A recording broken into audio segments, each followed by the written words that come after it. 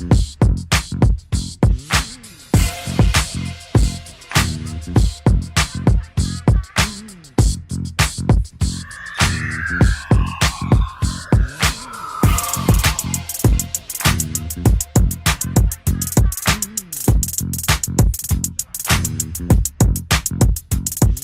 can't do it. Okay. We'll do it live. Okay. No. We'll do it live. It. Do it live. I'll write it and we'll do it live. Thing sucks. Here we go. It's another edition of the Daily Puck Drop. It is your daily sports podcast. You needed something daily, and we gave it to you. We gave it to you. We give it to you. Well, both give. We're inside, of course, the Limbach Lumber Studios every single day with the Daily Puck Drop. Contractors that got free deliveries, everything from whole house packages to homeowner DIY projects. Largest stock moldings in the Northwest. No one's got better stock moldings. They've been doing it since 1930. They got old school service. It is a smile and a handshake there at Limbach Lumber. Ask for Paul. He's going to take great care of you. The phone number for your lumber needs, 206-782-3487, or visit them online at limbachlumber.com. If you can, buy local as best you can. Even if you don't live in Seattle, come on down. Visit the neighborhood. See what it's all about. Look around. By the way, when you go into Limbach Lumber, behind them at the counter, it's a museum and a wall of fame of just all sports memorabilia. You'll love it. You'll actually go in there. Maybe I don't even need lumber. I just want to look at all the old photos, old sports posters, news clippings, all of it there at Limbach Lumber. You'll love it. And then they'll just sit there and talk to you for hours. The cat's there. They've got a lumberyard cat. She's around. She comes out and makes a visit. You'll enjoy your time there. You can follow me on all the social media platforms, X, Instagram, and Blue Sky Puck Sports, Puck_sports on TikTok. And, of course, you can find us on Facebook as well. And go to pucksports.com. There you'll find video links to our shows, audio links to our shows. It is really, truly the one-stop shop. It takes to all of our different platforms. And you can also sign up to become a Pucks Posse member there at pucksports.com. You ask, hey, what is a Pucks Posse member? Well, you support all of the content we do here on the Daily Puck Drop and Puck Sports. In addition, you get bonus shows every single week. All right, coming up on the show today, we're going to talk about the Mariners' path to the World Series. There's been this thought, you don't want to sit out, because if you sit out, you lose, you become rusty. You want to play in the wild card. You don't want to sit and rest for a week. Is that true? We'll look into the numbers on that one. Jim Duquette, MLB Network Radio, will join us here in a few minutes. We'll get a playoff preview. Action is starting here momentarily between the Guardians and the Tigers. It's a full slate of games today there in the baseball world. As I mentioned, it starts off with the Guardians and Tigers. Again, the Seattle Mariners will play the winner of that series. Following, it's the Padres, Cubs, Red Sox, Yankees, Reds, and Doyers coming up later tonight as the baseball playoffs are going to start today. In addition to that, Danny Kelly from The Ringer stops on by. We talk all things NFL with Danny. He's back from Ireland where he watched the Steelers and Vikings. We'll get his thoughts on that one. Hey, it was during the Ryder Cup too. How was he perceived during the Ryder Cup? Watching that. I don't even know if Danny's much of a golf fan. And then John Canzano, as he always does on Tuesdays, our Tuesday visits with John as we discuss all the storylines in college football. Washington's lost to Ohio State. We'll get into that one. And then Oregon's a very impressive win at Penn State and a cocained out Dan Lanning afterwards on TV. We'll cover it all with John Canzano from johncanzano.com coming up a little bit later. All right, so divisional round versus wild card round. The Mariners' path to the World Series. And we've discussed this, and people make points on either side. Did you want to have the rest? Is it good? Or because baseball is such the everyday nature of it, you would rather keep playing. And you see how players react. Kruger talked about it this week on the show. You see how players react when they have time off, like the All-Star break. They come back and it takes them a few days to get going. That's why the Mariners have scheduled those scrimmages that are tomorrow, Wednesday, I believe, which I think is $10 to get in to watch them scrimmage. They want fans there, kind of create an environment to stay sharp. Yeah, they can go hit out of, the cage and hit off the machine, but, they need game live action, game live reps. And so the thought has been you want to keep playing in the wild card round to stay fresh. So I just dug into the numbers here, going back since 2016.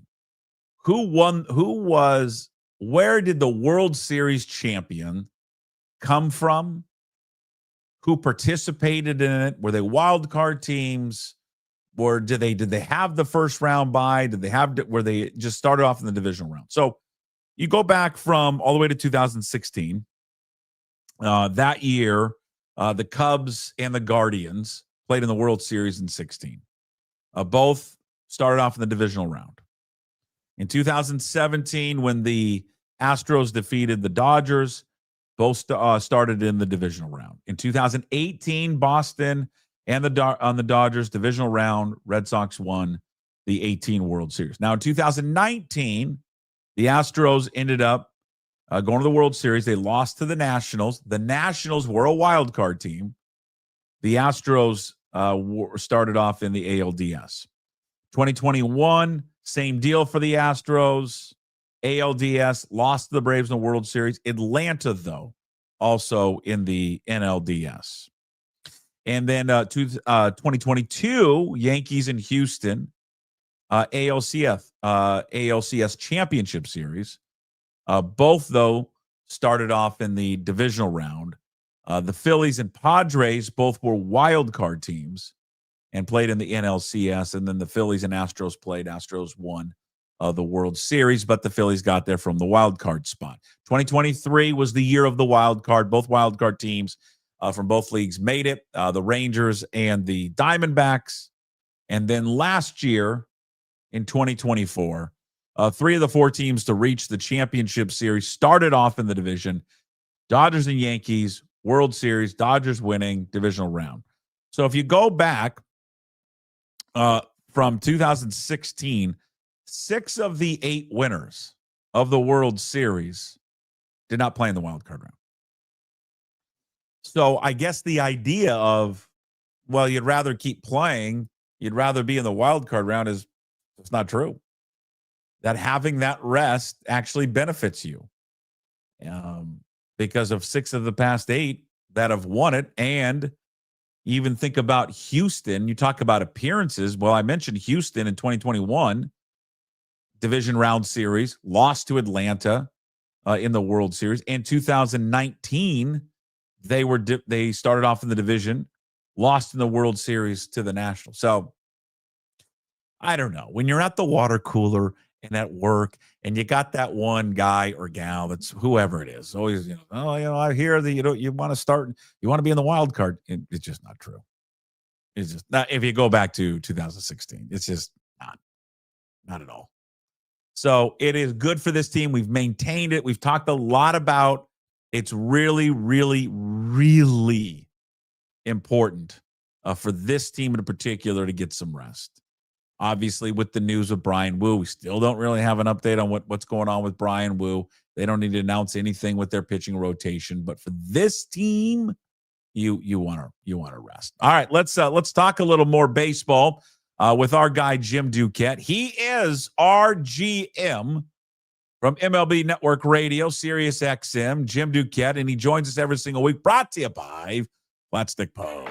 If it's fun you desire, it's fun you're going to get at Flat Stick Pub. It doesn't matter what the occasion is, whether it's date night, guys night, ladies night, or large group event, Flat Stick Pub's got you covered. They have 6 great locations across the Pacific Northwest, from Pioneer Square to Kirkland, South Lake Union, Spokane, Bellingham, and Redmond. All locations offer the best pub experience in Washington. 2 rules at Flat Stick Pub: drink local and have fun. Pretty simple. So if you like to have fun, love local beer, and great tasting food, make Flat Stick Pub your next spot. Visit them at flatstickpub.com.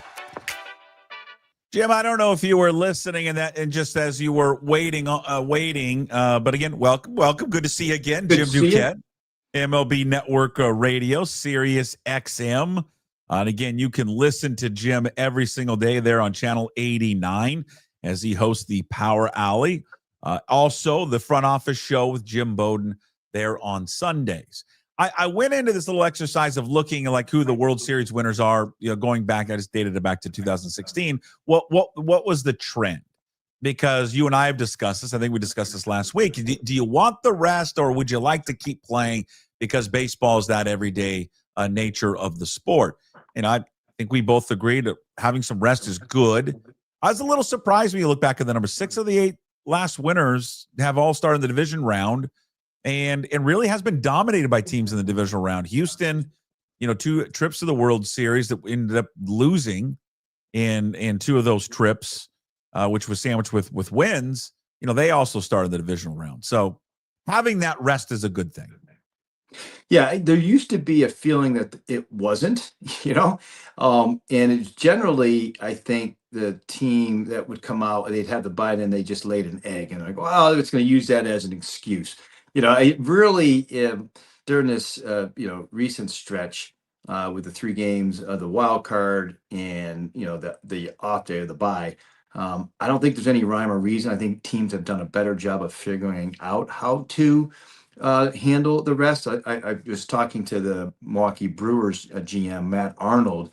This is the first time that they've had time off in the postseason. They have a bye for the week, and they went and talked to a couple of managers that have gone through it. He said he went to Joe Torre, Brian Snitker, Joe Madden, all 3 of those guys, just to get thoughts on how they handled that time off, and they're going to come up with a lot of like simulated games. But they have the traject pitching machines now that can simulate the timing for hitters. That to me is the biggest issue. The pitchers, they can use the time off and be fine. It's the hitters who usually are off a little bit timing wise for that period of time. And now because you have the good velocity, the pitch shapes with the machine itself are so realistic now that I believe the Mariners have one. Every team seems to have one, right? Hey, let me interrupt. Yeah. They do. I've seen it. Describe to the audience what this is.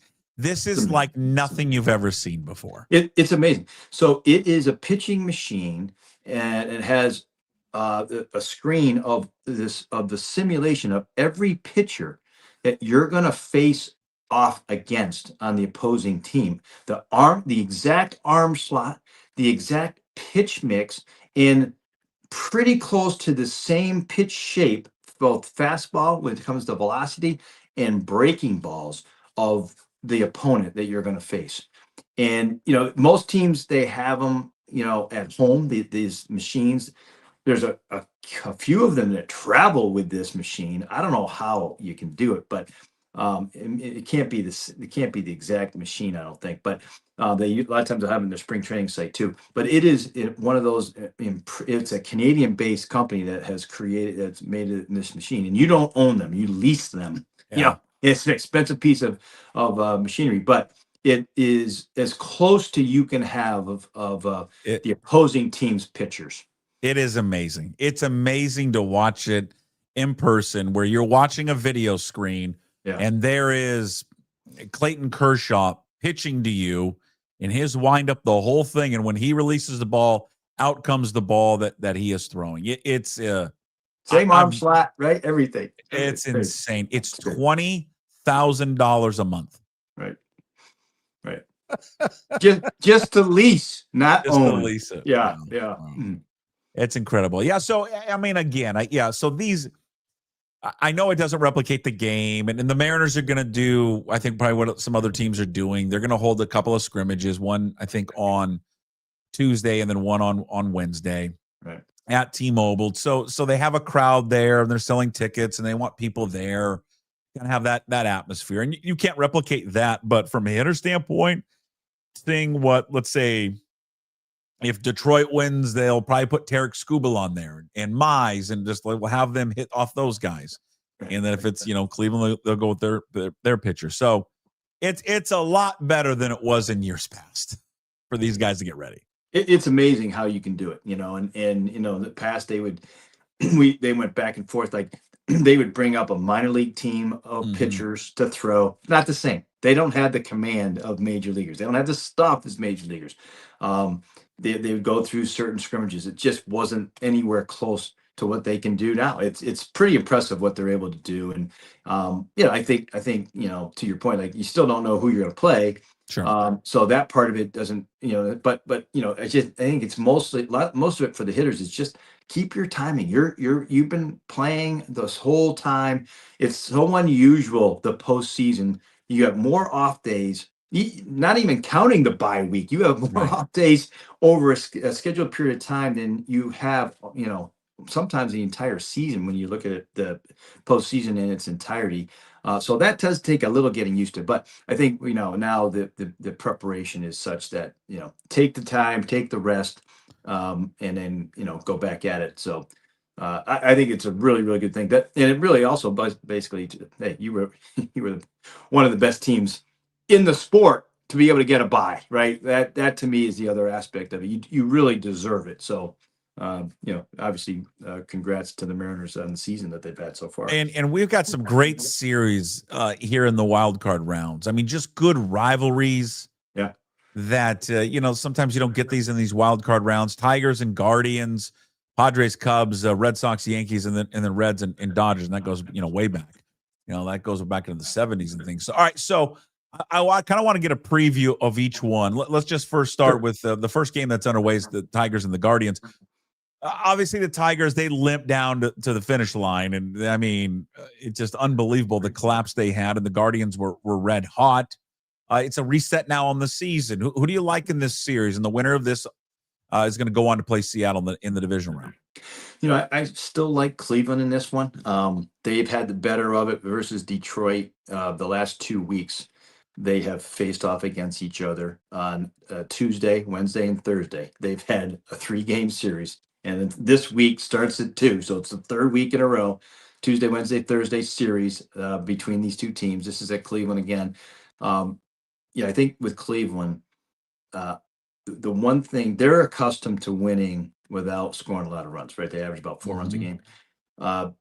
Tigers also during the stretch here have averaged 4 runs a game. The biggest difference has been the pitching. They've allowed, I think the ERA for the Tigers 2 runs higher than Cleveland's, and Cleveland's defense is elite. I mean, almost every position they are above average. They don't make a lot of mistakes, and I think if they can play mistake free, like they have, not do anything more than what they've already done, I think they're slightly better than the Tigers. What I think I'm fascinated about is, like, Gavin Williams, who's starting today for the Guardians, his last 2 starts were against Detroit.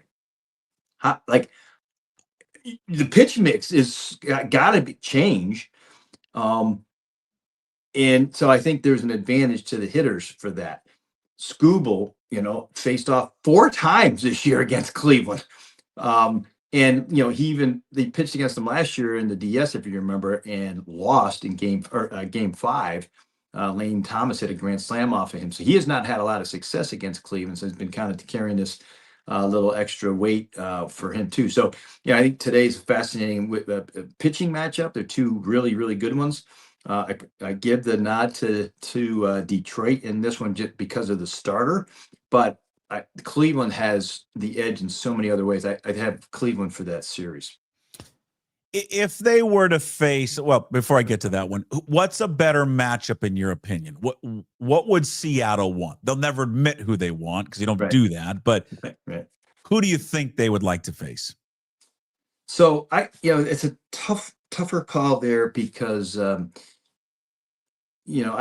think in the end, if you're going to sit there and have to face off against one, I'd rather play against the team that's been struggling down the stretch than the one that's been red hot. I mean, Cleveland's been red hot, and they don't make a lot of mistakes. I think if I'm Seattle, I'd want to play Detroit, even with Skubal.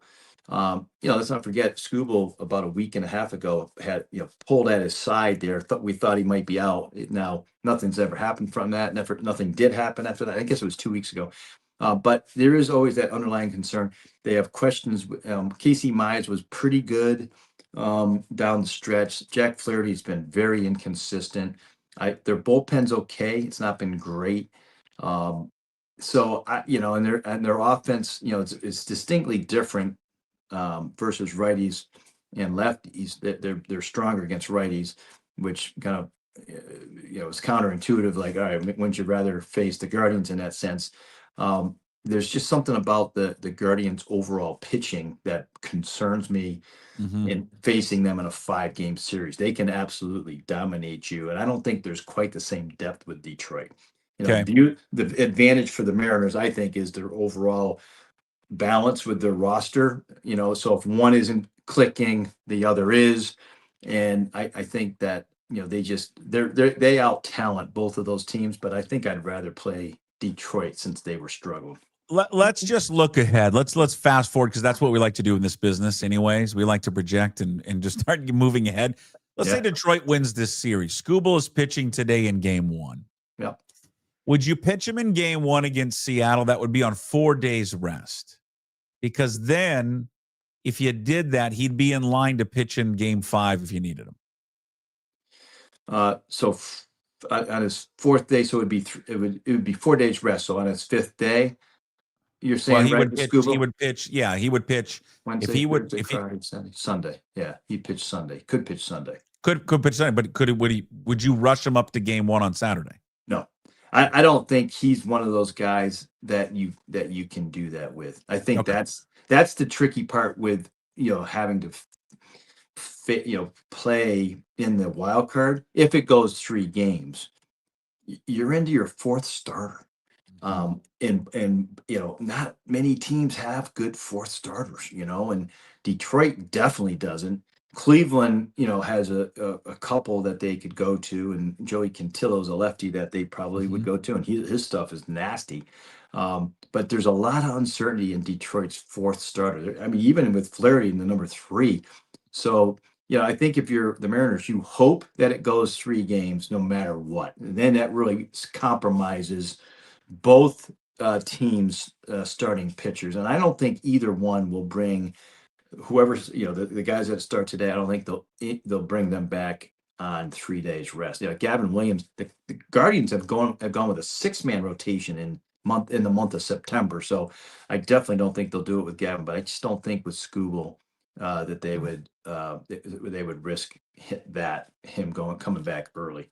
All right, let's go to the Cubs and Padres. Not a lot of people are talking about the Padres. It doesn't feel like. Yeah. It's just there's so much discussion about the Cubs and then the Phillies and the Brewers, and then there's the Cubs and they won 90 games. Yep. The Padres, and you're like, but again, there's like no one has really had much of a discussion, gives them much of a chance. Feels like coming out of the National League. But how do you think that series takes shape? See, I think for me, they have the slight edge over the Cubs. And the main reason is because of the Horton injury. Cade Horton, the rookie for the Cubs, he was their best pitcher in the second half, had one of the lowest ERAs in the sport, and he's out. He has a cracked rib. He's not going to be able to pitch at all in the wild card. I don't know when he's going to come back. If they were to move on to that next round, I don't know. He would be scheduled to come off the injured list at maybe game 4 of the DS, I believe I saw. That is a huge factor. The rest of their starters haven't been great. The 2 lefties, Boyd today, Imanaga has given up the long ball. They have, I think, Jameson Tyon would probably pitch game 3. Now, their offense is really good, but it hasn't been as good here in the second half offensively. So, like, the Cubs, I saw them down the stretch. They got swept by the Reds. They lost 2 of 3 to the Mets. The last series they won, but it was the Cardinals. Like, they haven't been playing crisp baseball. They're still a good team. I think this is the closest series, honestly, of the 4. And I can't figure out at the end who's going to win it. I'm going to pick San Diego because that bullpen is so good. It's so deep. And I think they have just enough offense. So I have the Padres winning that one. Okay, so Padres advancing. All right, we go to the Red Sox and Yankees, obviously the history between these 2 organizations, the cities, all of it. It's great theater. Will get underway later today. Game 1, Garrett Crochet against Max Fried. Who do you like in this series, which should be a great one? Yeah, it should be a really good one. I think the Yankees are slightly better. They better offensively, better starting pitching. Their bullpen is their real weakness, but they've been pitching a little better lately. The bullpen for the Yankees. Red Sox, they had an injury to Lucas Giolito. He's going to miss this round. One of their starters, so now they're compromised. They have to go to their 4 starter if it goes 3. Tonight's game, by the way, fantastic pitching matchup. Garrett Crochet, Max Fried. Little reminder from this winter. So Yankees and Red Sox were pursuing Max Fried, right? Yankees outbid them. 4 days later, they traded for Garrett Crochet from the White Sox, and now they're facing off against each other in the first round of the wild card. It's going to be fascinating, and they're both excellent. They'll do it differently, right? Crochet just dominates you with plus fastball, plus breaking ball. Max Fried has like a 5-pitch mix, but he can dominate you too and control bats. So I think that to me is fascinating. Red Sox have a better bullpen, just numbers wise and just depth wise. And Chapman's been really good. Their offense has been their struggles without Roman Anthony, and they're going with a right-handed hitting lineup. They platoon or deploy right-handed hitters against the lefty. So Romy Gonzalez is going to lead off. They've got Rob Refsnyder hits cleanup. He's a DH that he crushes lefties. He's a part-time player, but he crushes lefties. And so, that's what they're going to look like. And then as soon as a righty comes in from the Yankees, they'll go with their normal lineup. But I think that one's kind of just because it's Boston and the Yankees, it's going to be a close one. But I feel like the Yankees have been playing so well lately that they're the team to beat in that one.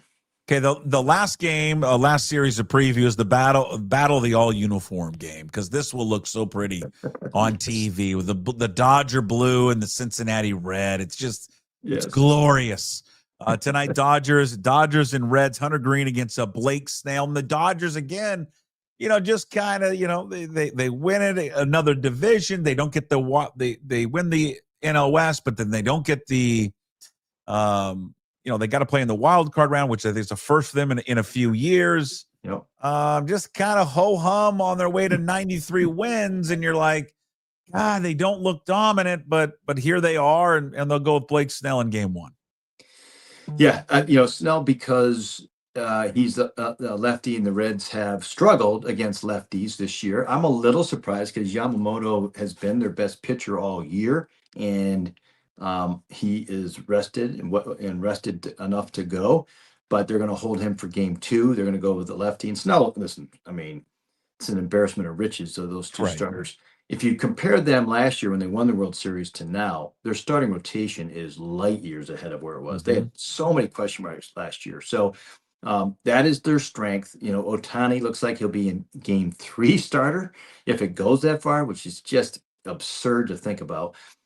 Their offense is good. I think, they've had some injuries there, but I think Max Muncy from the Brandon Gomes, their general manager, came on with me on Sunday. He said Muncy's healthy. Edmund will be healthy. They have Will Smith active. He's been dealing with a hairline fracture. I don't think he's going to start. I think he's going to be available to pinch hit.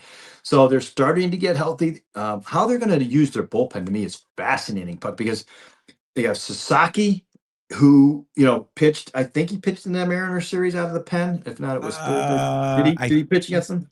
I can't remember. But I did. That is one of the storylines going in, is that they may want to use him at the back end, right? They are going to use him out of the bullpen, and they're going to use Kershaw out of the bullpen, it looks like. Yeah. And so, I'm going to double check real fast, but Sasaki ended up pitching on, he ended up pitching on Friday. Yeah. Okay. Out of the pen. He pitched on Wednesday. I can't remember who they played, and he pitched against the Mariners on Friday, and both were good, but there's a lot of uncertainty there. You don't know what you're going to get out of him. So how are they going to, they're going to go to Tanner Scott, who's been terrible this year. Blake Trinan has been all over the place this month. His last couple were good. Those are the ones that Dave Roberts went to last year. So if they have a 1-run lead today, is that what you're going to go to with their struggles?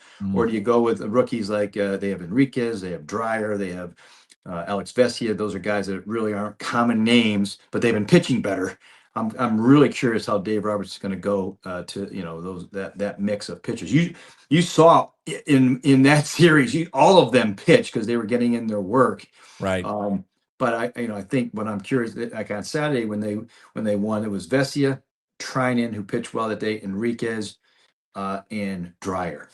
And it wouldn't shock me if he went with that same group in a lead tonight. Jim, how far do you think Seattle needs to go in this postseason to where you would say, all right, that was a successful year? I think if they go deep into the LCS, win or lose, that's a successful year. If they get by this, and I really feel like the bracket favors them here early through the DS. Like having to face one of the central teams, they're definitely the weaker of the teams that you'll have to face. So you should win that. If you don't, obviously that's going to be a major disappointment. They should win that. So they win that, they go into the LCS. It's hard. Those LCS are tough battles, right? You can go either way. Sure. If they get swept in 4 games, I think you're going to feel feel bittersweet. Even though the front office will say, "Oh, we went to game 4." Don't buy it. Don't buy it. They need. This is a good team. They need to push. I think further than that. I think they can, and I think they will. And I think, like I said to you this before, but I'm really curious. I think you're going to see Seattle and the Yankees in this at the end, and that would be ideal. I think it would be great for Seattle. It'd be great for the sport, I think, too. Been pretty consistent with that. All right, so speaking of that, if it is them, as we get way ahead of ourselves on the way ahead of ourselves show of record, yes. Cal and Aaron Judge. You talk to so many people around the league, votes are in. When they announce it, 19 million months from now, because they're so dumb how they announce all their awards. Right. Who do you think is going to claim the MVP? I think they announce it, by the way, second week in November. We got to wait 6 weeks. Why don't they just do what the NFL does the day before the Super Bowl, and they do all their awards one night, have a big party the night before the World Series, game 1? Why don't they just do that? That would be admitting that the NFL does things better. That's the only thing I could think. Ridiculous how they do things. I know. I think because I don't know, baseball writers, they've always been on their own agenda. So I think that's the only explanation I have for it. But, and they try to create a whole week of conversation with it, right? But I think what's fascinating is as you know, it doesn't matter what the postseason results are for any of these players. But the people I've talked to, it's really interesting. So I had David Ross on, right? Former major league manager of the Cubs. He's a former catcher. Cal Raleigh went to his baseball camps in Tallahassee, because Ross still lives there. Obviously, Cal's from there, right? And he said Aaron Judge is his MVP, even though Cal's had a great year. Now, he doesn't have a vote, but I thought that was fascinating. There's a guy that I thought would go chalk with his own brethren, right? His own catchers, a guy that he's known. But he said Judge has had a better year. And there are a lot of guys who just look at those numbers, forget the storytelling. They just go look at the numbers. They go, no, Judge has had the better year. That's our guy. And there are many MVPs, if you look at it, that have been named that were good stories and weren't necessarily had the best statistical year, right? If you pick certain numbers, which is what people are kind of leaning on. So I still think this is really, really close. I don't know which way it's going to go. I've heard more Judge recently, but it wasn't from writers who had an MVP vote. The MVP vote, I think Jason Stark has an MVP vote. If I'm not mistaken, I got to double check. I know my buddy Tyler Kepner has. He's kept it close to his vest. I've tried to pump him for information. He won't tell me. And I don't know now that I say that, because Jason Stark has been very vocal. He has a vote for one of the awards. It may not be MVP, but he recently said he could not vote for Cal off of Judge's season. So, but that so that's a writer who has a vote for other awards and has voted for MVP in the past. I don't think he's voted for. I don't think he has this year. This won't go. They won't take this into account because the votes have already been tallied. But What do you make of Judge's postseason history? You know, we talk a lot about Clayton Kershaw and how Clayton Kershaw has all these accolades. He gets to the postseason, and his numbers from the regular season don't reflect on it. Neither does Judge. I mean, for people who don't know, Judge has played in 58 career postseason games. His numbers are bad. They're not good. 205, 318, 450, 768 with 16 home runs, 34 RBIs, 86 strikeouts, and 36 walks. Just the pressure of playing in New York? I think it's a lot of it is pressure, right? Yeah, every at bat, is a focus. You can't let him beat you. There's been a little bit of chase in that. He's got 33% strikeout rate, which is like 7% more than what his normal career strikeout rate has been. I do think that there's been a little bit of pressing that's gone on there. Watching him last year, he pressed in the World Series. He looked like he was starting to come out of it in Game 4 and Game 5. He was too, but then it was over. But I think it has some similarities, not quite.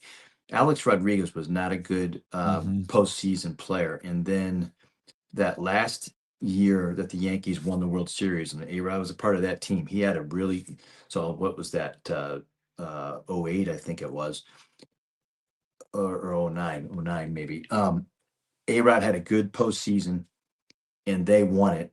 And all the talk about him not being a good postseason player went away. And I feel like, and that was A-Rod's only World Series ring. Judge doesn't have a World Series ring. He hasn't had good numbers. If he wins the a World Series and he has a good, one postseason, I think a lot of that talk will go away. And I think he's even talked about it recently about, getting the World Series ring. Yeah, and he's so and such a likable figure too in that market. All right, enjoy a great day of baseball, great week of baseball. We will when we reconvene next week, we obviously will know who they're playing, and we'll have 2 games to talk about actually coming up next week. There he is, Jim Duquette, MLB Network Radio, Sirius XM channel 89. Follow him on social media, Jim Duquette GM. Again, you can listen to him daily. Host of the Power Alley, also the Front Office Show on Sundays. His weekly visit brought to you by Flat Stick Pub. Thank you, Jim. Appreciate it. We'll see you next week. See you next week. Bye.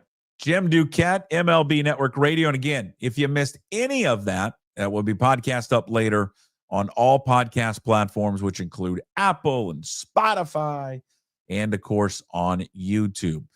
We switch over to the NFL, and all of our NFL coverage, as you know, brought to you by the one and only Georgetown Brewery.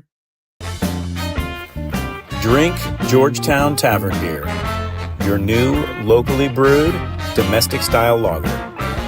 4.2% alcohol. Cheap, good, local.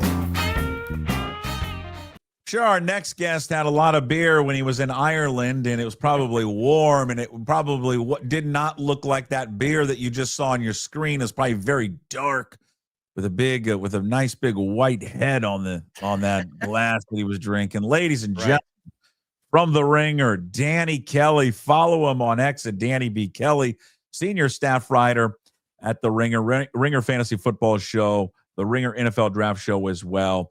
We talk all things NFL here on Puck Sports, brought to you by Georgetown Brewery. Well, how was it? How many Danny Kellys did you bump into? I didn't run into any specific Danny Kellys. A lot of Danny's though. Sure. So that was good. My buddies all like the bit though of running into every bar and asking how many Danny Kellys are in the house. You should have done it. Would have been. It's very funny. I didn't want to be like the prototypical super annoying American and do that. Don't worry. Don't worry. Folks at the Ryder Cup handled that for you. Oh my God. Yeah. Don't worry about it. Just trying to represent, trying to show people that Americans can be quiet and not rude. Sometimes. How was it? How was the trip there? Oh, it was amazing. It was so fun. We got to experience a lot of very fun different parts of Irish culture. The big thing that we did was we went to a hurling game on Saturday before the NFL game. So I know a little. Yeah, I know a little bit about it. Mm-hmm. But you explain it in greater detail. If I recall, it's kind of a combination of rugby and lacrosse. Yeah, I would say picture lacrosse and field hockey. Field hockey, It's kind of like the way to picture it the best. And there's an element of, instead of throwing the ball with lacrosse, I don't know, exactly. I don't actually know exactly how lacrosse works, but they hit it with a club. So like you're batting, essentially. You're playing baseball while playing hockey. So it's actually really awesome. We had a great time. We sat by some Irish people that were had been playing their whole lives. It's the Irish national sport, from what I understand. And I think a lot of people play there. The puck handling, I say the ball handling with the clubs reminded me a lot of hockey puck handling. They're incredibly dexterous with the clubs. It's incredible how accurate they are in shooting, and they will be running full speed with a guy on their shoulder, throw the ball up, hit it like they're playing home run derby, and hit out from like 50 yards out, like really, really consistently. I was like incredibly impressed. And then there's an element of, physicality, rugby to it, where they're getting in scrums and, getting in fights. It's classic. It was a really fun time. I'm like that when I was watching that, I was like, man, I wish I would have been able to play this growing up, because it looked like a lot of fun. Yeah. How was the drinking in the stands? Get after it a little bit?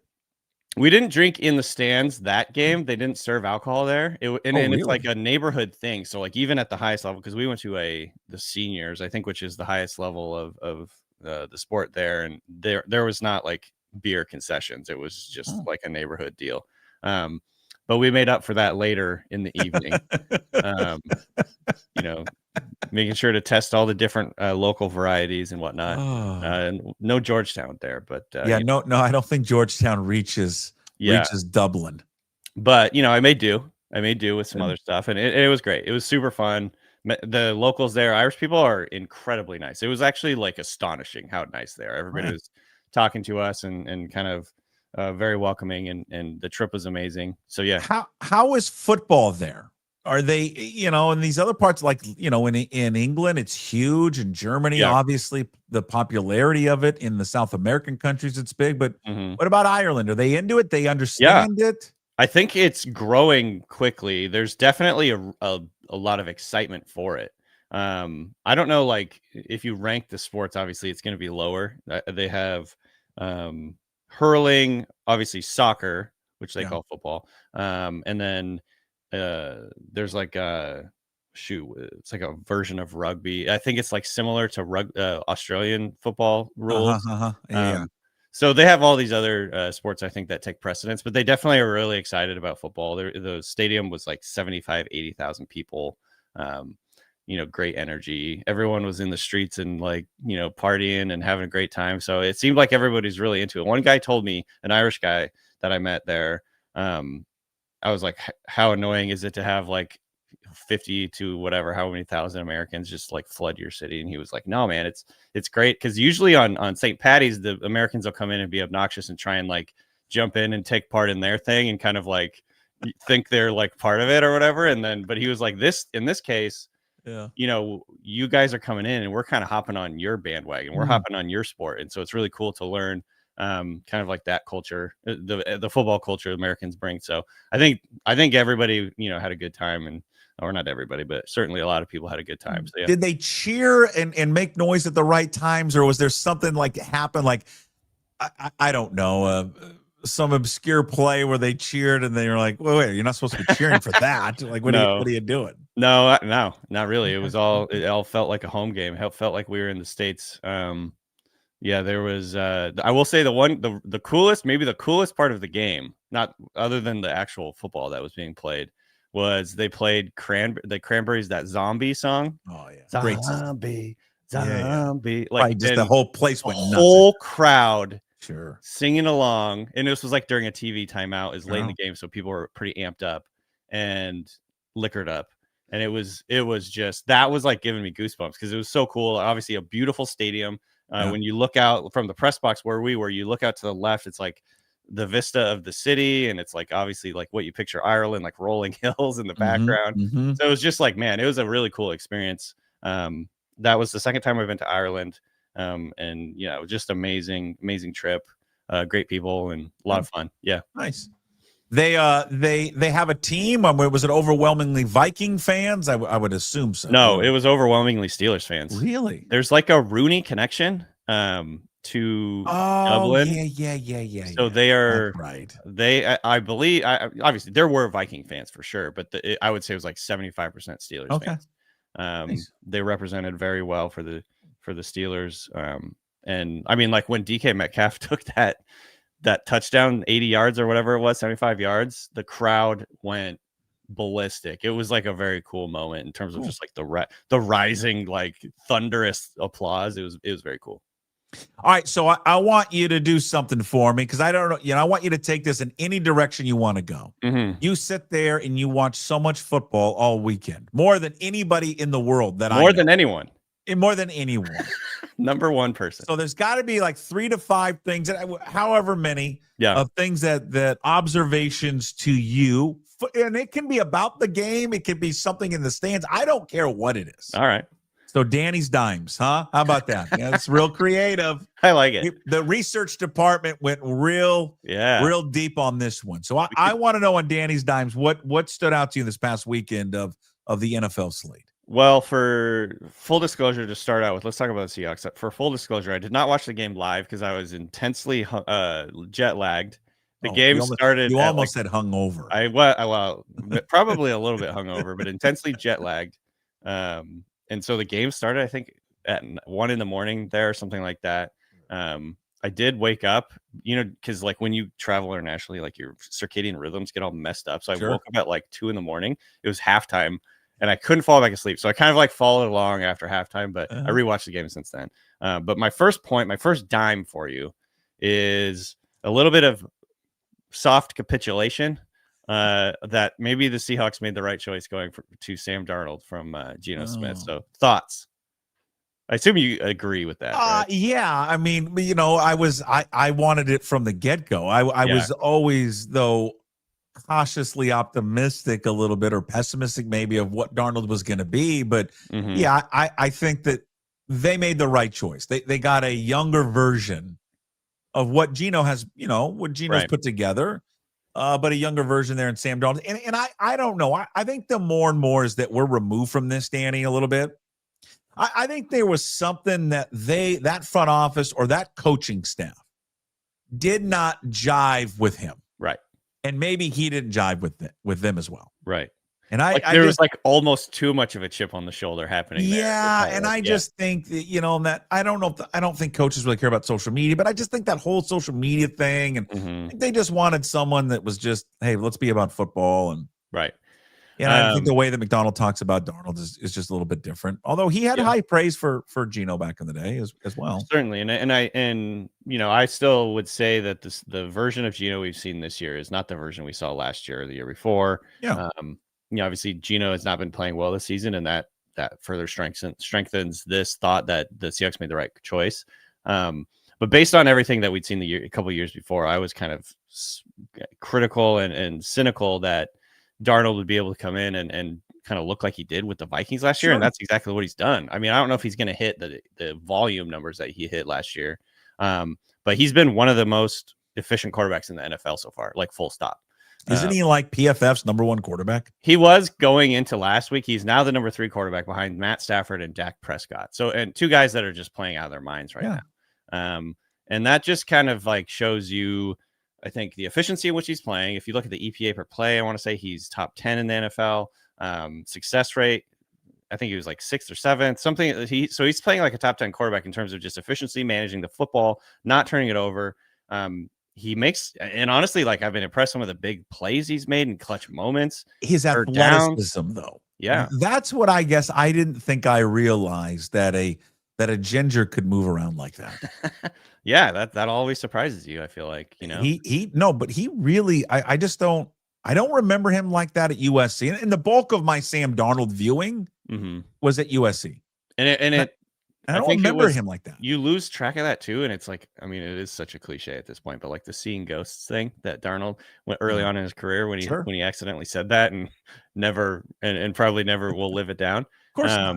But I mean, like that is another thing where it's like the environment certainly matters for a young quarterback, and like and you start to develop bad habits. You start to sense pressure that's not there. You start to get really, really uncomfortable as soon as you start feeling pressure, and then it all kind of snowballs from there. And I think that's what happened to him early on in his career. 100%. And now he is playing looser. He's playing more confidently. He certainly knows the deal more. And this is like, this is why you see some of these quarterbacks last longer and longer into their careers. Matt Stafford's a great example of this. It's like just knowing how to be a pro, knowing where to be looking in certain situations, just the experience and, the language of everything. Like you're drinking from a fire hose when you're a young quarterback in the NFL. And I just think there's very few quarterbacks that can just come right out of college and go play. It's a massive outlier. You have to be an absolutely massive outlier to do that. Because there's just, not to mention just the jump in talent and the speed of the game, but like learning the language, learning your teammates, getting chemistry, just everything. There's longer season, there's more pressure. Arguably, I guess there's probably more pressure for most of these guys. So yeah, I've been very, very impressed with Darnold, and I'm soft capitulating. I'm not necessarily admitting that my process thinking was wrong, because the Seahawks basically, decided to switch their offense completely, even though it was like pretty good last year. In terms of, and maybe Gino would have been good in this offense. Yeah. But so far so good. And I've been impressed with Kubiak, honestly. Just overall, I'm feeling good about the offense. And that's not something I necessarily felt was a given. It was definitely not a given, and I wasn't that confident about it. So right now, JSN has made a massive leap. Both of our running backs look good. The offensive line looks good. This Gray Zabel pick looks like a fucking home run. He does. So, vibes are good right now. Yeah. Any more dimes for you? I got a couple more. I mentioned DK Metcalf, and I capitulated on Gino, but I'm not capitulating. I miss Metcalf. So do I. I think he would be great in this offense. I think he would be great with Sam Darnold. The way that Darnold plays the game, the way that he pushes the ball down the field. I'm not saying that it was like a catastrophic move, but I do miss DK Metcalf, and like seeing that in person, seeing him take that slant 75 yards for a touchdown on Sunday was, you just feel it's like a little pulling at the old heartstrings a little. I'm like, man. And remind me, they traded him before they traded Gino, right? Oh, that's a good question. I think so. I wonder if we could go back in an alternate world.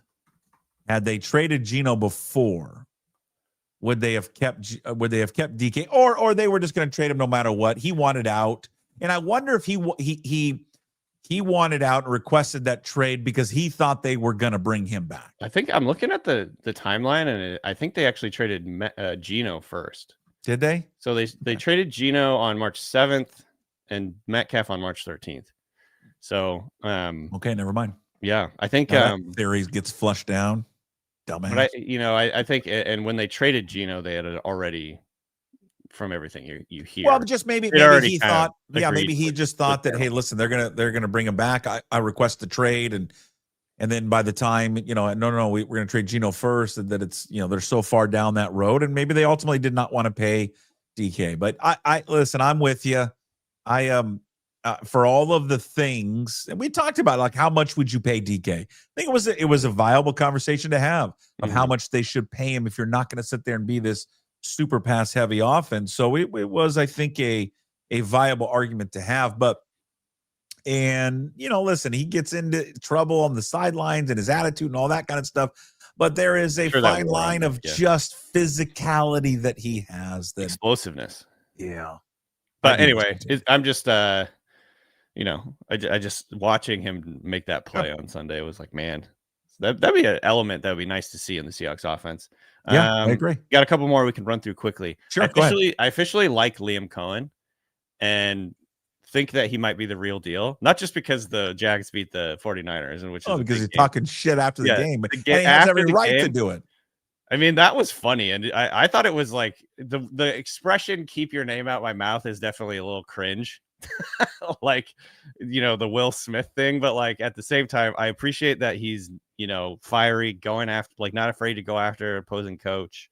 I bet that galvanized the guys in the locker room a little bit in terms of like, this is our guy. And then Salah's like, that just whole thing was kind of, I will fucking end you. I'll end you. That, I mean, now when he said that, I'm like, I'm convinced he would, by the way, like a lot of people. But when he in a one-on-one fight with his look and how big Robert Saleh is with his shaved head, and he goes, I will fucking end you. I'm like, okay. I would run the other way too, as fast as I could. But Hold the me thing is, back. Hold me back. Yeah, he kind of did that. Hold me back, but Robert Saleh's like, I will murder you now. I'm going to straight What up I don't murder understand you. about Robert Saleh, where did that come from? Why did he just offer that up during the week? The cheating thing? They're Yeah. cheating, but it's legal, but they're cheating. Like, Well, what? also, if it's legal, it's not cheating. I don't understand. That's what I didn't understand about it. This is a binary thing. It's either legal or not. So he brought that up, and did he not think after they won that he wasn't going to hear it from someone? Yeah, and I don't know. I mean, I assume that you have to assume this is going to be bulletin board material, and I think the number one rule from a coaching point of view is like, there's no point in doing this. Like, why would you make those comments? And then Kyle Shanahan, of all people, I think Liam kind of overreacted. Oh, of course. Really? Can you imagine if that was you? Jesus. And your flat brim hat, how much you would have overreacted to that? Yeah. Come on. But anyways, I really liked that. So you like Liam Cohen. I like Liam Cohen. I also just think if you look at the, the Jags haven't been perfect this year, but they are 3-1. Their defense has been really good. Yeah. Their defense already has, I want to say, more turnovers created and more takeaways this year than they did last year, which is wild. Obviously, turnovers are kind of random, but they're getting after it. And then, the Jags, I think their offense is still definitely a work in progress as well. But I've really liked actually what Liam Cohen has brought to the run game. It's similar to what he brought to the run game for the Buccaneers last year, where all of a sudden Bucky Irving is this breakout star, and they're running the ball really well. They have two good running backs. I kind of see that happening a little bit with the Bucs here. They have two good running backs. Travis Etienne is, I think, rekindled or not rekindled, reinvigorated his career. Because last year, I think people were talking about, after he played last year, they're talking about him getting cut, getting traded away, all this stuff. And he looks great. He's explosive. So I think when they get their passing game smoothed out, Trevor Lawrence starts connecting a little bit more frequently with Brian Thomas, and that kind of thing goes away. Because I don't think that's going to last all year. Because there's kind of like this issue right now with chemistry between Lawrence and Brian Thomas. But I think they'll get it figured out. And overall, just kind of excited about what Liam Cohen brings to the Jags. Okay. I don't know if this is on your list, but we have to talk about this. There's a reason we left Europe and started our own country. I know exactly where you're going with this. And the reason we started our own country is because sports don't end in a fucking tie. I said literally number 5. There shouldn't be ties in football. What are we doing? This is how so does un-American. It end in a tie? It is un-American. All right. I totally agree. Just why does this sport not just follow and copy college football? And you can make a change. You can say, hey, listen, we don't want to start from I think they still go from the 25, right? We'll go from the 35. Let's start having it be, if they're tied after overtime, we start doing like a sudden death shootout between kickers or something like that. Who can hit the farthest kick? And then, here's what you do: say go from the 25 or the 30 and play it like college. Everyone gets a turn, but immediately you have to go for 2. You have to go for 2 immediately. Whoever messes up first loses. This idea that the game ended, it almost ended in a loss because Jordan Love just held onto the ball. He's lucky that it actually hit the defender. Yeah, because if it goes out of bounds, I think the game's over.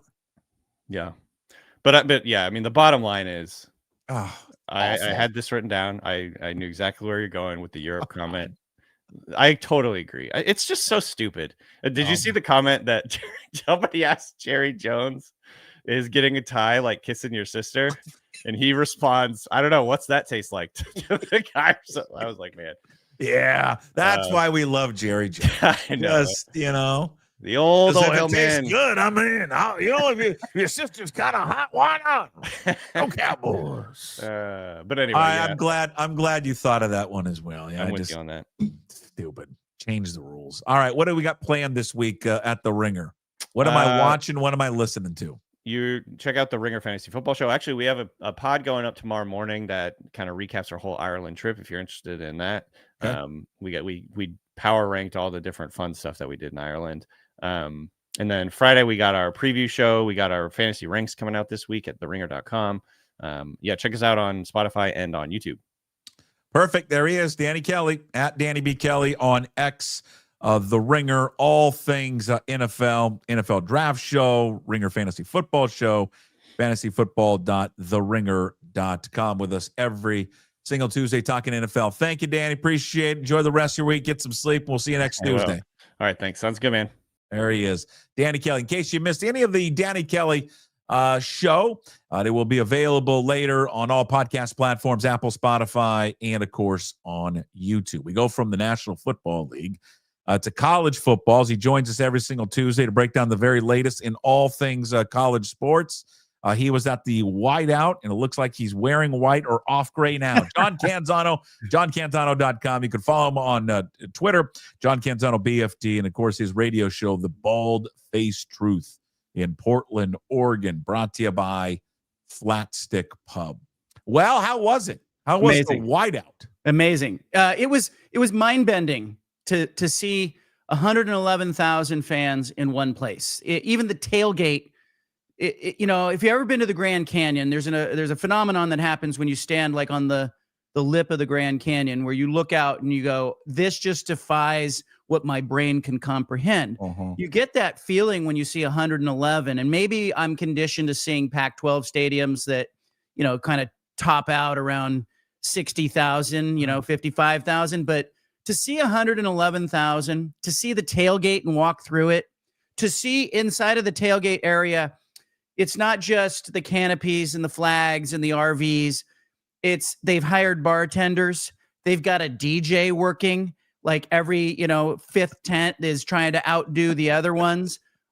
This game itself delivered in a number of ways I'm sure we'll get to, but it wasn't that loud, Puck. I'm going to say this. I think Husky Stadium and Autzen Stadium, just as loud, if not louder, than Beaver Stadium there at Penn State.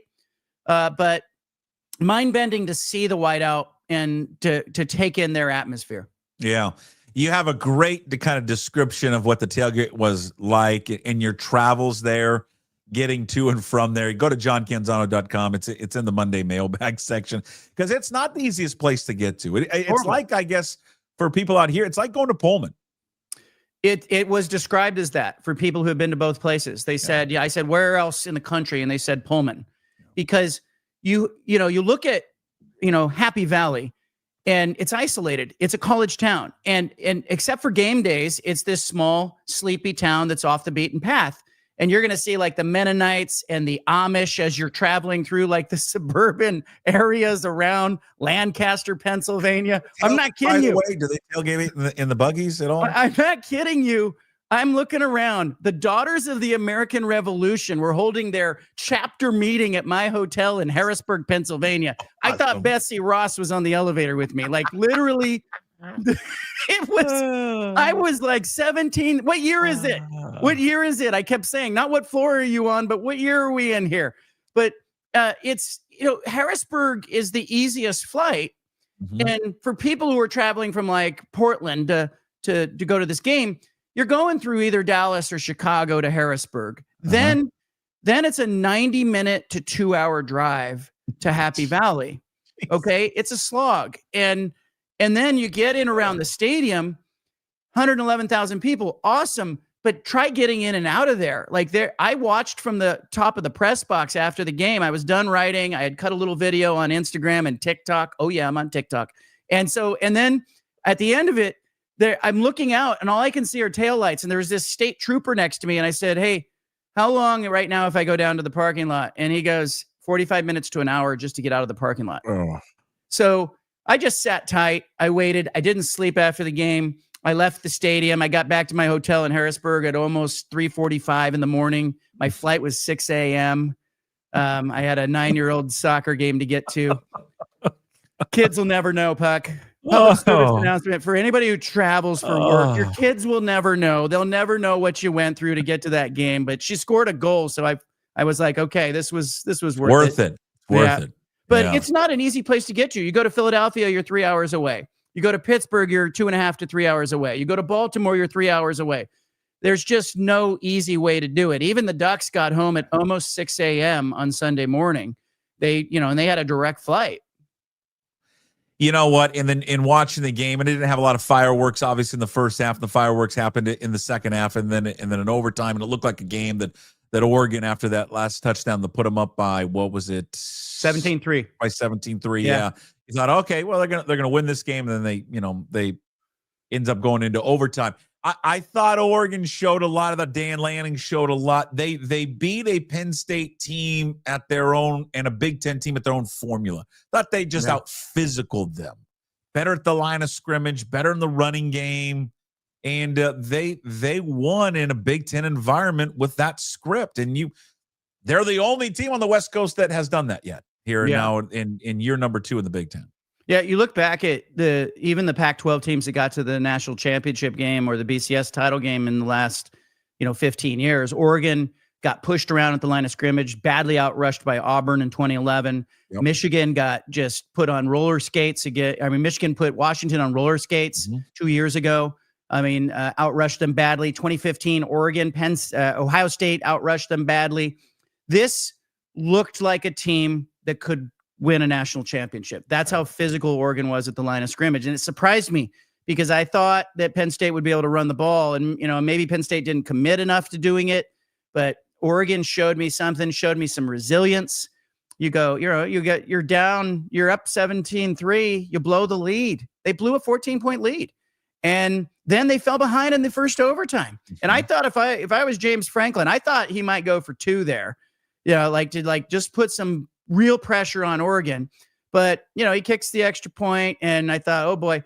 And so here's Oregon has to come back and tie it. Then they go ahead and they come up with a big defensive play, but it just showed a lot of mettle. There was a lot of resilience there. Why do you think, and I was thinking about this, Oregon has made this transition into the Big Ten, and it has gone smoothly for them. In fact, they have not lost, right? Have not lost a Big Ten conference game. Okay. They look so equipped to play in this conference, the physicality, maybe it just comes down to money. Meanwhile, these other teams that have come over, UCLA, obviously a disaster, USC's not ready for it, and Washington's not ready for it. What has Oregon done to put themselves into position in this conference where the other schools have failed? Is it just come down to money? No, it's mindset too. Money helps, right? No doubt. But it's mindset. It's there. Oregon had been here in 2011 and played for the title. In 2015, as I mentioned, they were not equipped. And so if you think about what happened with NIL and the portal, there was no school in America better equipped to handle that transition and to handle this new era and this wild west of college football. Nobody better than Oregon. I mean, they were equipped better than anybody with Phil Knight and where they're positioned and their branding, their marketing. But there's a mindset that exists. Everybody knows when you have a superstar player, you've got to go for it, right? You got a window. We always say that, the window of opportunity is open for this team because they've got the quarterback or they've got the star basketball player.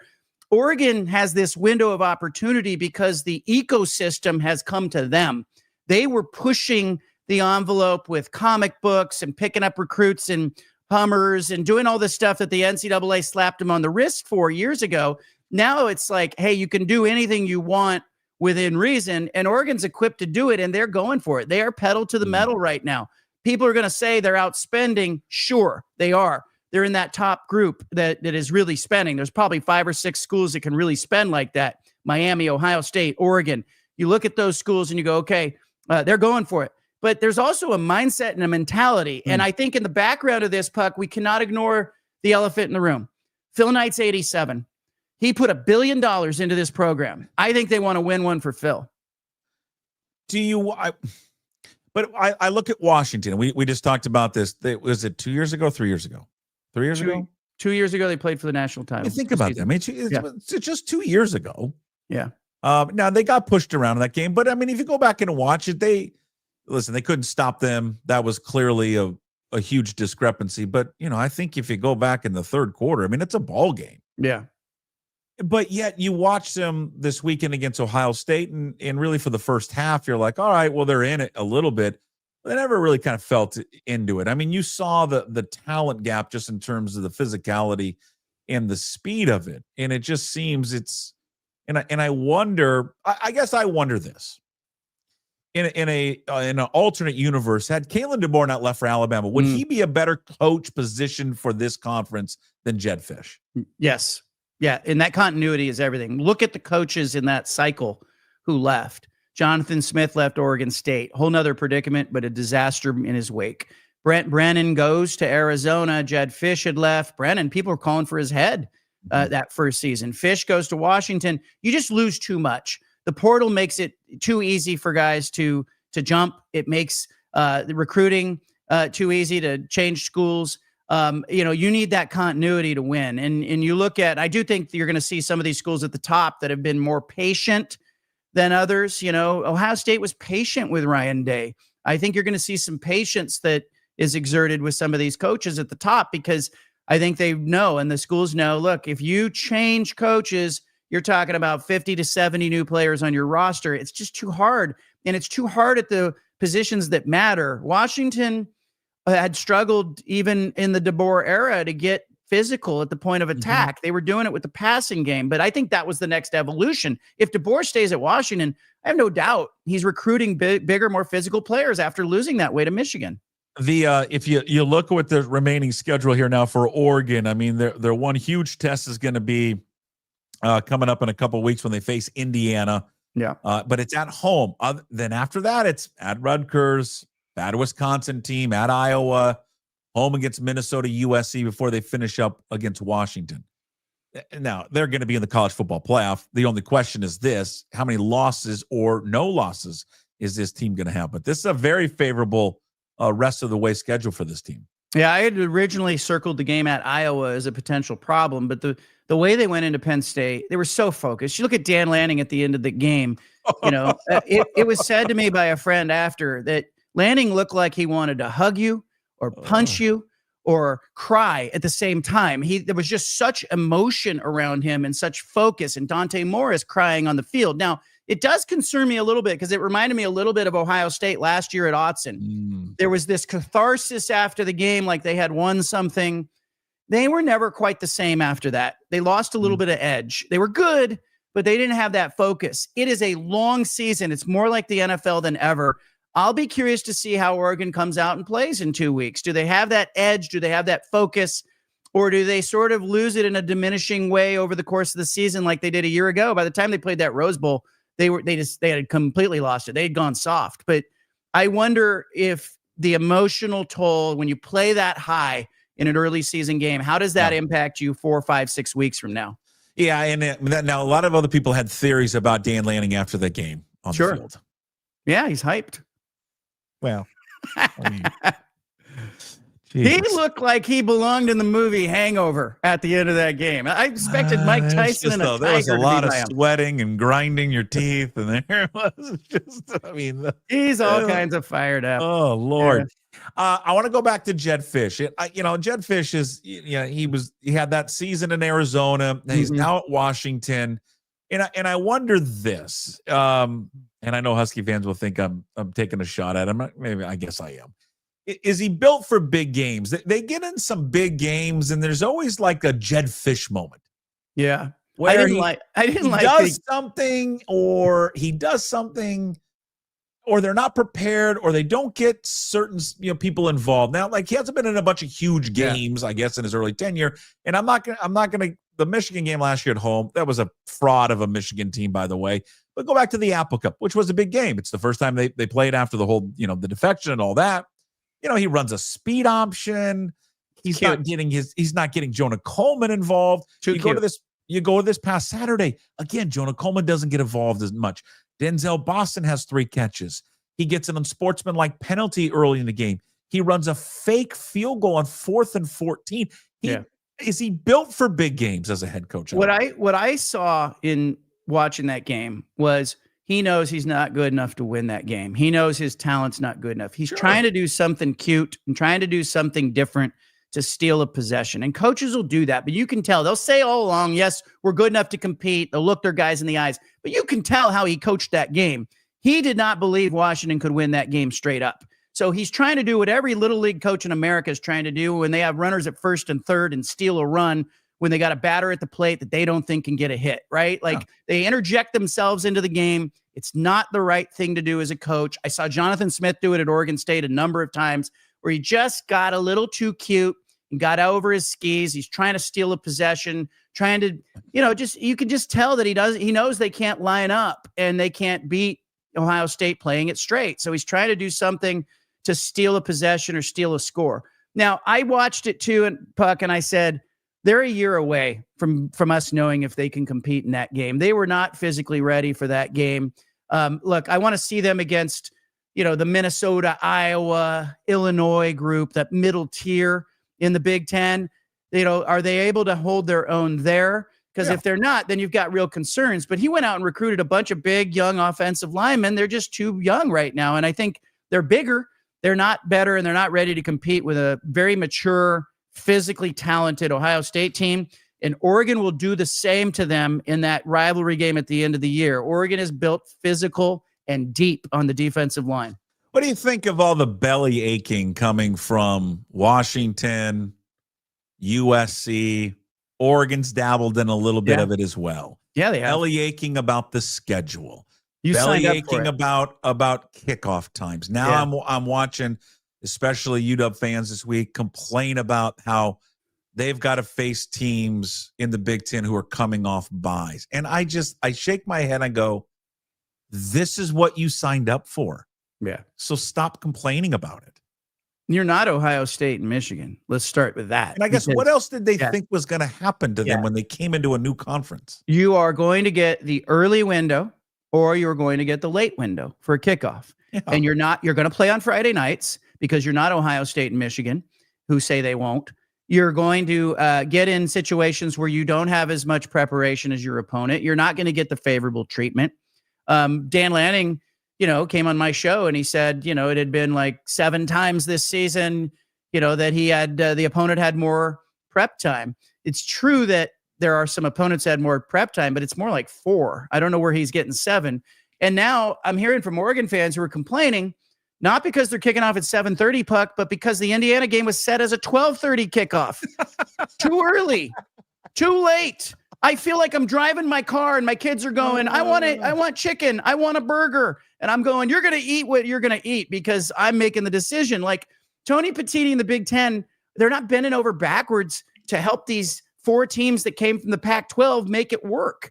That's just not. But Dan Lanning said it's almost like they didn't want us in the conference. And that's fine. Put a chip on your shoulder, act like you're the uninvited guest, but you signed up for this. You did this. This is what you wanted. You could have stayed in the Pac-12 and you could have been the upper echelon team that you could have pretended you were Ohio State and Michigan in the Pac-12 and got that favorable treatment. We all know that, but you didn't. This is what you signed up for. Go win the games. It's just, I laugh and whatever. It's in the past now, but I just laugh at all these people that are just so up in arms about it. I mean, they've got human nature. Yeah, I know. I mean, they've got to buy this week. So does Indiana, but they got to buy this week, and they'll face Indiana in 2 weeks. So I don't know. It's just it's funny, and I get a chuckle out of it every time. UNLV rumors. There's been this thing that's come out now. You wrote about it a little bit in your mailbag. What do we know with UNLV? Are there any legs to this potentially of them initiating talks one more time here with the conference? No, I'm told that that's not true. That's not valid. That UNLV is still very much committed to the Mountain West. I think it's all being fueled by the Pac-12 Mountain West lawsuits and the ongoing speculation that the Mountain West won't be able to come up with the money. They've got $61 million the Mountain West needs to come up with by July 1 of 26. That's what they're supposed to pay to these schools that stayed in the conference. If they don't have that money, there's a potential there that UNLV and others could back out and say, the grant of rights is not binding. I had a couple of attorneys look at the grant of rights, pore over it. They said, there's several options. If they don't have the money, then UNLV and others could say they could either sue, or they can say, hey, the grant of rights is non-binding and it regresses now to the old grant of rights, which allows them to exit, not just to a Power 4, but allows them to exit anywhere. So we'll keep an eye on that. But I'm told right now that the Pac-12's plan is to go with a 7-game conference schedule in 2026. There's not an appetite for the home and homes that Oregon State and Washington State are playing this year. So they're going to go with 7, and then they're going to play 5 non-conference games. And for some schools, that's creating a little bit of stress because those non-conference games cost money. And so Pac-12 is talking to the Sun Belt, is talking to Conference USA, has had discussions previously with the American, not about an alliance or a partnership, but about opening windows in the early part of the season that would allow these schools to schedule each other. Because keep in mind, these other conferences have lost games, and they're going to lose games because all the Power Fours are saying we need to play 9 conference games, which is going to knock out a non-conference opponent. So there's some schools out there that are going, hey, we need a game. And so what I think they're trying to do is they're trying to line up the windows by saying, hey, let's leave like the first 4 weeks of the schedule open so we can slide in some crossover games that feature maybe some teams in Conference USA and Sun Belt helping in 2026 to fill some of those gaps. But I'm told right now you won't see a football-only edition unless one falls out of the sky. And UNLV, nothing serious with new discussions. If you ran against Paul Feinbaum, what would your talking points be in a political election? Well, I mean, come on. He's pandered to the SEC for long enough. I mean, I think you point out the fact that, like, the SEC hasn't been all that great. He only represents one side. That's it. He is there to serve the elites, Buck. He is, he's pandering to the elitist. Have you ever thought about a political career? No, it would be the worst thing ever. I would hate it. I'm too honest. I would say things that would get me in trouble.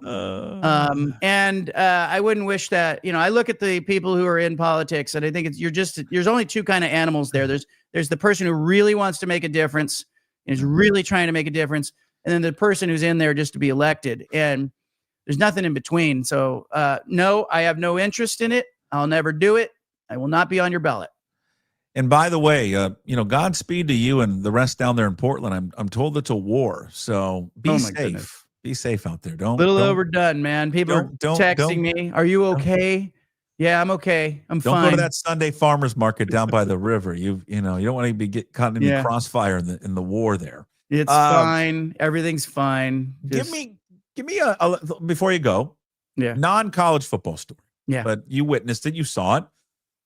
You're a fantastic columnist, so I'm sure you have some thoughts on the Ryder Cup fallout. Mm-hmm. What you saw from afar and what you witnessed and probably saw on social media. What was taking place there in Bethpage? Look, I'm a big opponent of what the NBA is doing with the All-Star game. Like, I think it lacks, the people don't care. I thought, should we have international against U.S. players? Would it create a little bit of extra? Would the players care about it? I love that people care about this thing, but isn't it getting a little ugly for you? Like, you tell me, like, do you see it getting a little ugly? Yeah. I mean, I think it's always teetered on the edge of it because it is the one event that they hold that is trying to really skirt the etiquette of golf. Mm-hmm. And be like some other sports. But the problem is no other sports like this. I mean, basketball maybe, where you're not even basketball, where you're 5 feet away from a player. Yeah. And you can say the things and act the way. And then the sport itself, when someone lines up a putt or hits a shot, you're supposed to be quiet. It's the only sport where you're supposed to be quiet. Yeah. And I just think and I think where we're at right now and the whole, the whole culture of everything, it just feeds into it. And it just got carried away. It's too much like real life. I need my sports to be the diversion. I need it to be an escape. Yeah. And when it starts to feel like you're standing at a bus stop and people are yelling at each other, that's never the objective. Those are always fun. The bus stop yelling, or even just yelling on the bus. I always look at the bus people and I go, there's a faction of bus people where I'm like, man, that looks really hard. And then there's a faction of bus people and I go, that looks dangerous. And I'm going to sit in the front. But then sometimes the instigators come to the front, so you got to go to the back. Sometimes I find the middle to be the best spot. Yeah. I tell my kids are soft, man. I have 3 daughters. They're just soft. And I'm like, I'm going to drop them at a bus stop and just follow the bus for about 14 blocks and pick them back up. And I bet their attitude changed. Yeah. I bet you. Well, I am very scary. I've got a 12-year-old, the boy, he's living in the city. He loves the bus, likes the bus too much. There's this, just all around him and his buddies. That's good. Bouncing all around. But he's riding out of pleasure. See, you don't want to be on the bus out of necessity. You want to be there. True. That's the difference. But as a kid, I rode the bus, Sure. I used to go 20, 30 miles on the bus just to go to the mall or whatever. And it was an experience. It was an adventure. But a lot of bus talk today. This is good. Yeah, and that's what we aim improvements. for on the show. By the way, can I say something about this tie, this Packers Cowboys thing? Oh, yeah, sure. Yeah, I had can I it get written into this? down of why the NFL doesn't go to the college system. Yeah, go ahead. They've created, obviously, with the rule changes, this it sort of incentivizes the ties because they shorten the period. Both teams have to have the ball, so you're going to get more ties, right? But I was thinking about this, like, why was it so unsatisfying for everyone that they tied? And then I started thinking about, I went in search of this, like I started researching brain chemistry and why it is that, and it turns out, like, when we watch a sporting event, we get adrenaline and we get cortisol. That's what our brain does for us, adrenaline and cortisol. Mm-hmm. And the thing that comes after that, when your team wins or you get a resolution, is dopamine. And so it's okay to go through the game on the edge of your seat, hoping, oh, what's going to happen? I don't know what's going to happen. It's 3rd and short. It's 4th and short. Oh my gosh, I can't believe he made that field goal. He missed that field goal. So it's adrenaline and cortisol followed by the ultimate release of dopamine, where we go, this feels good and it's very satisfying. Somebody won. There's closure. We have closed the loop. And so I'm watching this game and I'm going, why does it suck so much? The Packer fans were not happy. The Cowboy fans were not happy. The players didn't look happy. I wasn't happy watching it. I'm like, what is that about? And it turns out it's because we don't get the dopamine at the end. It's just cortisol and adrenaline and nothing. And so it's a real downer. And then it goes back to, like, you know, when we were a kid, who shot JR? Cliffhanger. To be continued on a Seinfeld episode is the worst thing ever. You had to wait a week. Cheers, to be continued. Had to wait a week to get resolution. But it turns out, like, they've studied this. Your brain, as long as it knows that the resolution is coming, your brain can handle it. When it is open-ended and there's an open loop, like when your wife says, Puck, can you take out trash? And you go, I'll get it at the end of the game. There's an open loop there that's not closed, and she doesn't know, is he going to get it, not get it? No. It's why she goes, I'll get it myself, because she needs to close that loop. We got to have these teams finish that game. It will never be finished. There's no to be continued. We don't know, that Darth Vader is Luke's father. We didn't get it. We didn't get a resolution. That's why. And here's the other thing. This is why it drives me bonkers at a youth sports game when they don't keep score. Oh, like, I'm with you. I hate it. We're not getting the dopamine. And so I'm keeping score in my head. And when my kid's like 5 playing soccer, they're in the game. I'm like 7-1. And they're like, what? You kept score? Yes, I'm keeping score. I need the closure. And you know what else keeps scores? The score? The kids.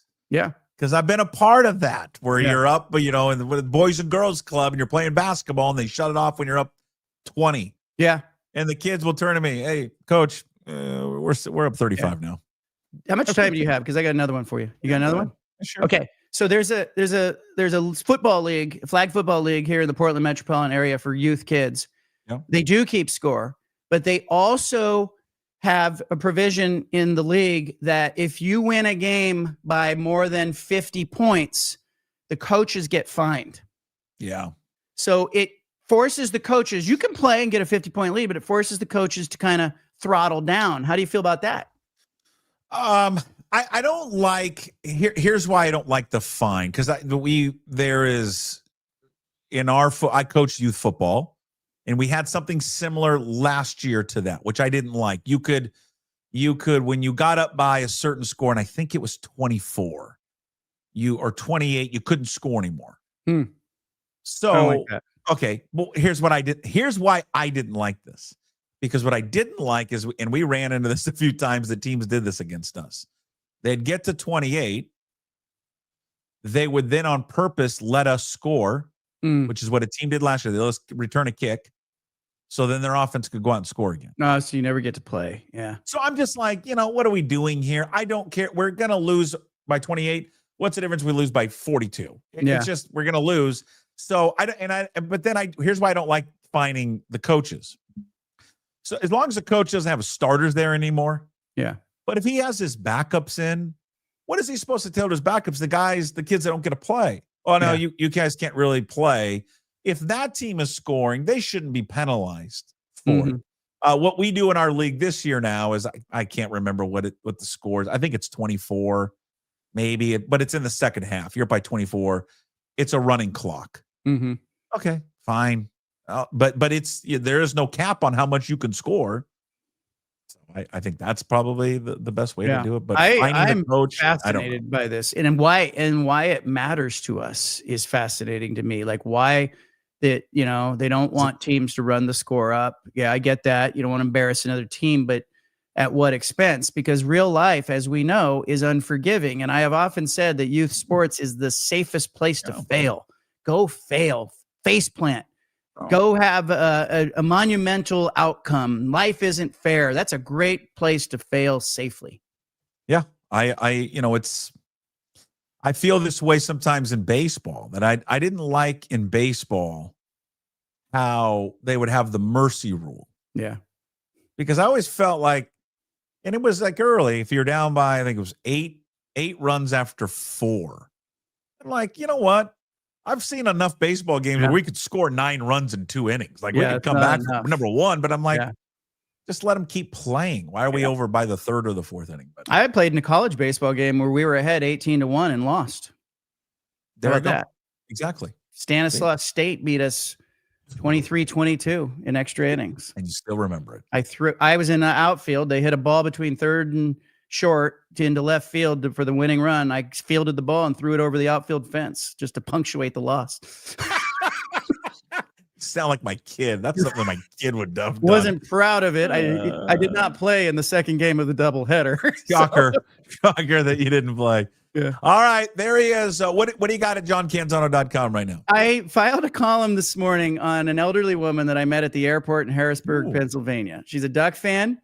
She's in her 80s. She made the trip, and she was on a 6 a.m. flight back, and she said, what a game. And it got me thinking about older people who are often isolated and unable to kind of connect. They lose loved ones. They lose mobility. And how sports provides just this little angle, whether they're watching on TV, to feel part of a community. And so I think, we always talk about sports being glue, but it struck me, she doesn't have very many more games to go to, and nor does Phil Knight at 87. And all of us have a finite number of games that we're going to get to. So soak it up while we can, but it really does remind me that, it's a community out there. Yeah. Go read it. Check all the great work at johncanzano.com. John with us every single Tuesday, again, brought to you by Flat Stick Pup. Thanks, John. We'll talk to you next week. All right, John Canzano, in case you missed any of that, it will be available later on all podcast platforms, YouTube, Apple, Spotify, wherever you find your podcasts. All right, hey, What the Puck, brought to you by Restoration One of North Seattle. Restoration Company lets you avoid the stress of water, fire, mold damage with their property restoration services. Locally owned and operated.